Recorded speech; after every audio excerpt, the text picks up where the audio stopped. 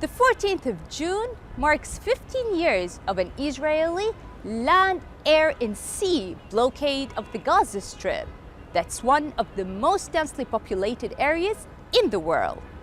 2 million Palestinians live in what has been described as the world's largest open-air prison.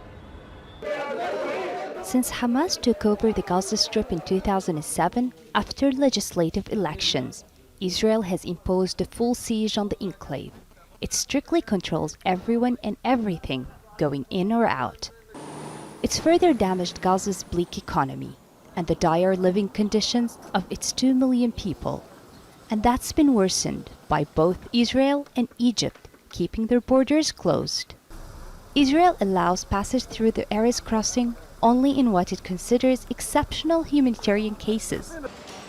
In Human Rights Watch's latest report on Israel's siege, it states, the closure has devastated the economy in Gaza, contributed to fragmentation of the Palestinian people, and forms part of Israeli authorities' crimes against humanity, of apartheid and persecution against millions of Palestinians.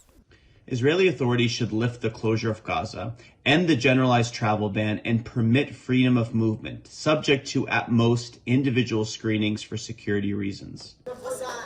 More than 60% are refugees, depending on the United Nations Refugees Agency for food, education, and medical aid.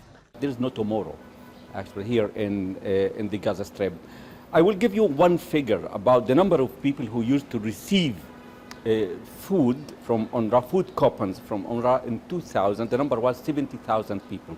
Now we are talking about 1,100,000 people. This is how the number are, rising.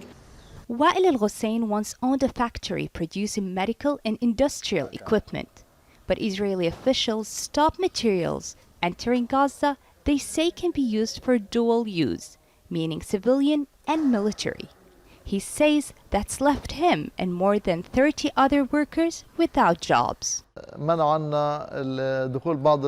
essential materials from our factory were banned from entering Gaza. This caused our factory to stop working.